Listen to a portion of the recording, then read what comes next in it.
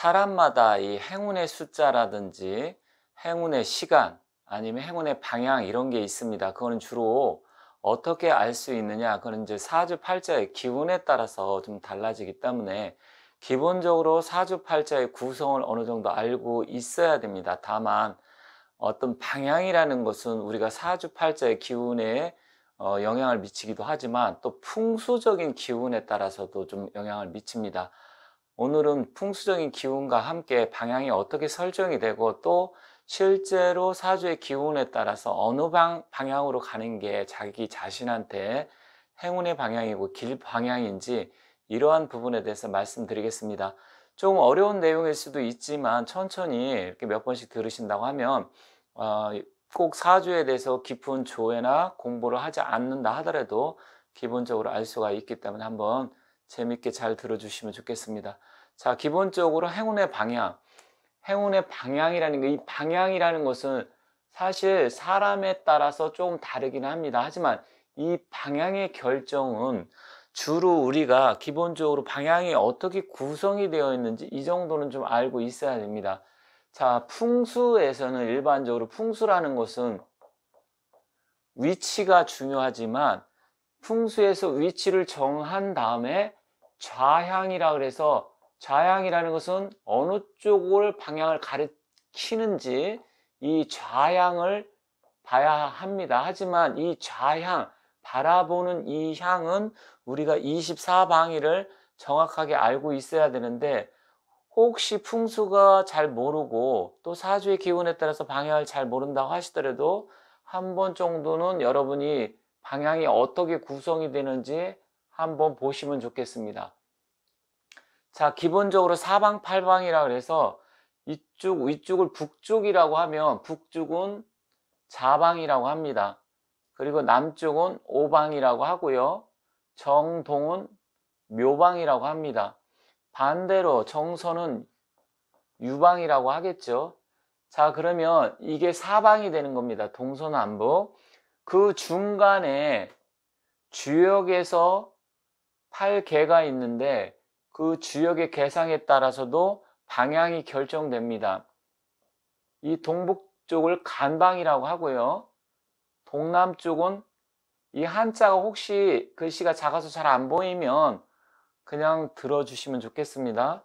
그리고 여기는 곤방, 이쪽 북서쪽은 어른의 방향에서 건방 이렇게 되어 있습니다. 자, 그러면 사방은 좌우 묘유로 되어 있고요. 그 다음에 팔방은 간방과 대칭되는 곤방, 건방과 대칭되는 손방 이렇게 결정이 됩니다. 자, 그러면 제가 좀 전에 24방위가 있다고 했는데 이것만 놓고 보면 8방이 되겠죠.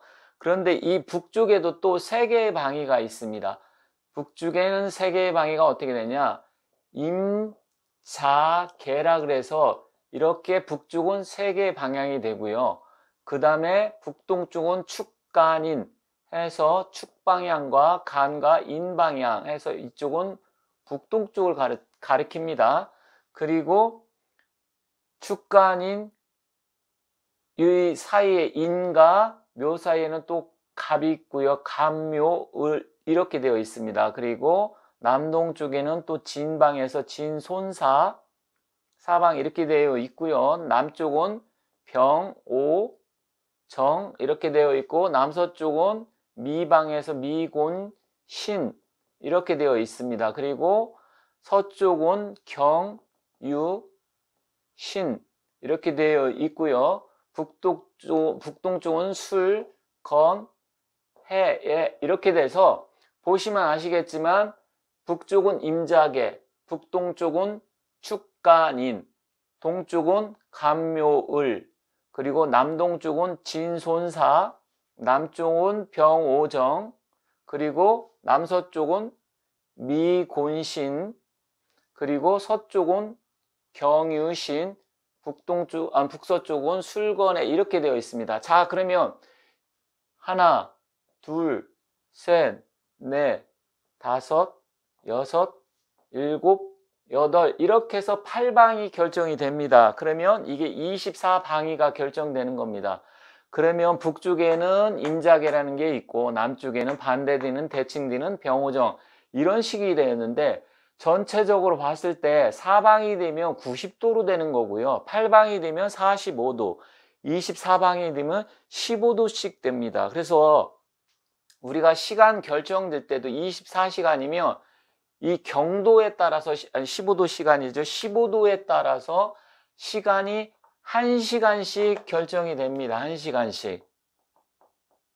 자, 그러면 여기서 이제 중요한 게 방향이 이렇게 결정됐다고 하면 이건 이제 풍수적으로 자양을 세밀하게 따질 때 자자 오양이냐 아니면 묘자 유향이냐 아니면 건자 손향이냐 이런 식으로 대칭돼서 자와 향이 결정이 되는데 그런데 사주에서는 이 풍수적인 방향을 토대로 해서 사주의 기운에 따라서 내가 동쪽으로 가는 게 좋은지 이쪽 간묘월 방향으로 가는 게 좋은지 아니면 서쪽 경유신 방향으로 가는 게 좋은지 아니면 북쪽의 임자계 방향으로 가는 게 좋은지 이런 게 결정이 됩니다. 그러면 이 방향이 결정될 때 그럼 방향은 왜 결정이 되고 언제 이 방향을 주로 활용을 하고 사용을 하느냐 제일 많이 물어보시는 게 이사할 때입니다. 이사.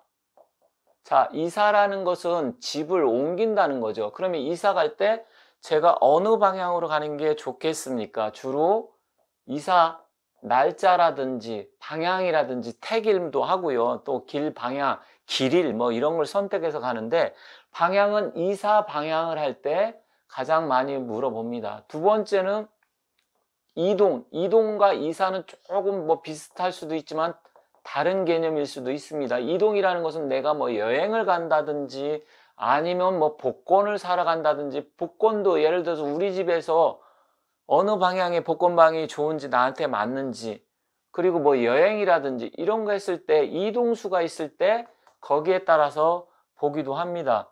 그리고 세 번째로는 직장 이것도 이동도 뭐 비슷하겠지만 뭐 학교 선택할 때 학교 같은 경우도 내가 예를 들어서 우리 집에서 학생인데 어느 방향으로 가는 게 좋으냐 뭐 예를 들어서 고대가 있고 연대가 있고 숙대가 있고 뭐 여러 가지 방향이 있다 그러면 우리 집의 기준으로 해서 이왕이면 내가 시험을 볼 때 어느 쪽 방향을 가서 시험을 보면 좋은지 이런 부분에 대해서 이 외에도 굉장히 많겠죠. 이거는 뭐 이제 예를 들어서 가장 그래도 사람들이 많이 활용을 하는 건데 행운의 방향이라는 것은 내가 뭐 사람을 만나러 갈 때라든지 아니면 영업을 하러 갔을 때 손님을 만날 때 이럴 때도 다 활용은 됩니다. 굉장히 광범위하지만 가장 많이 물어보는 게 이제 이사 갔을 때 내가 어디에 살고 있는데 어느 방향으로 가면 좋겠습니까? 그러면 이 풍수적으로 세밀하게 따져서 그 방향을 가는데 사실 이 24방향을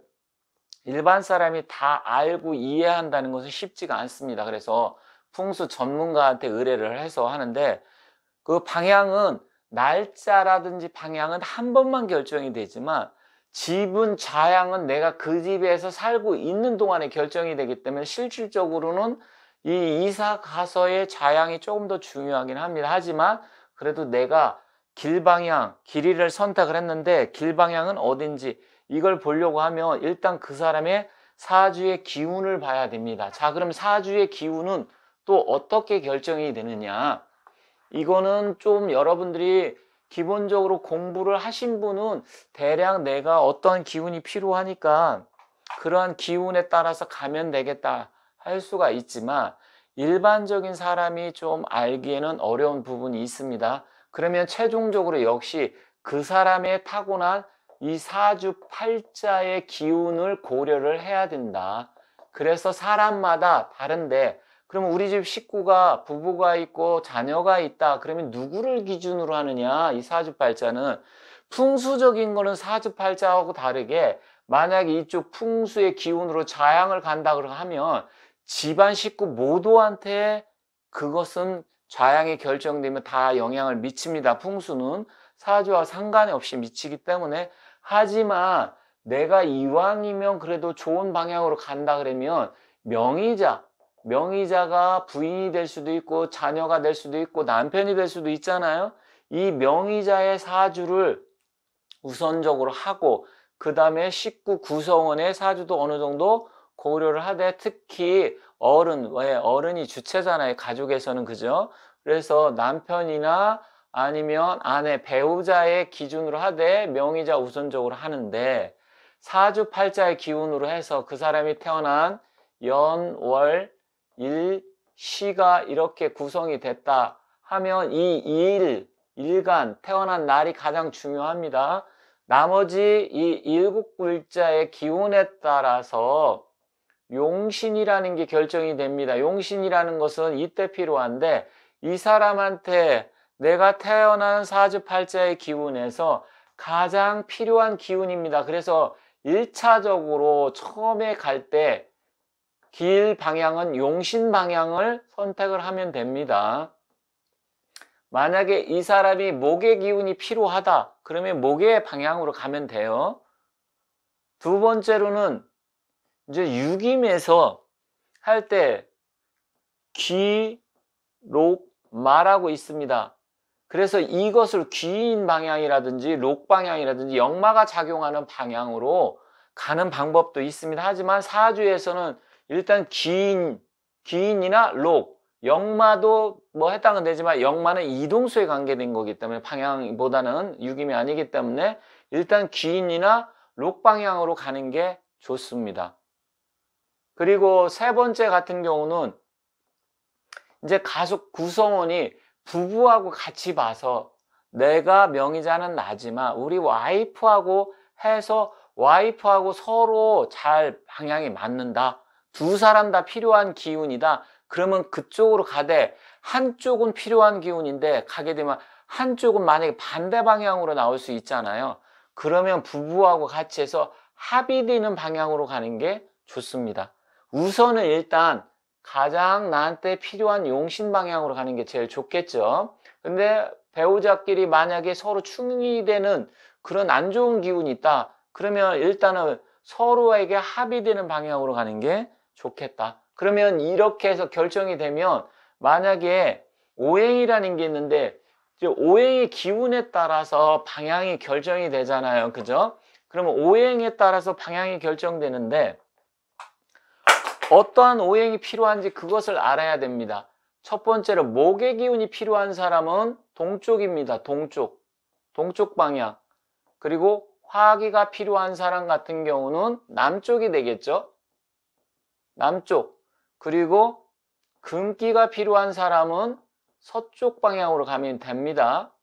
그리고 수기가 필요한 사람은 북쪽으로 가면 되겠죠. 자, 그런데 여기 토가 빠졌습니다. 토는 사주에서도 환절기를 나타내죠. 사주에서. 그런데 이 방향에서도 보면 이 토는 이쪽 남서쪽도 토 방향이고요. 이쪽은 남동쪽도 또 북동쪽, 이쪽은 북서쪽이 되겠죠. 그죠? 이 방향이 토의 방향입니다. 그래서 사주의 기운에 만약에 신도 사실은 원래 신으로 엄밀히 따지면 서방향이긴 하지만 우리가 계절적으로 보면 여기가 여름이다. 그러면 신이라는 거 여름의 끄트머리고 가을의 초입이기 때문에 풍수적으로 봤을 때는 이쪽을 남서쪽으로 보는 게 맞지만 사주의 기운으로 본다고 하면 일단 가을의 초입으로 들었기 때문에 이때는 서쪽으로 보되 약간 남서쪽에서 서쪽으로 치우친 방향이다. 그렇게 보시면 되겠습니다. 그리고 술 방향 같은 경우 술이 필요하다. 그러면 북서쪽이 되는 거고요. 어떤 사람이 축이 이 사람한테 좋은 기운이다. 그러면 북동쪽으로 가시면 됩니다.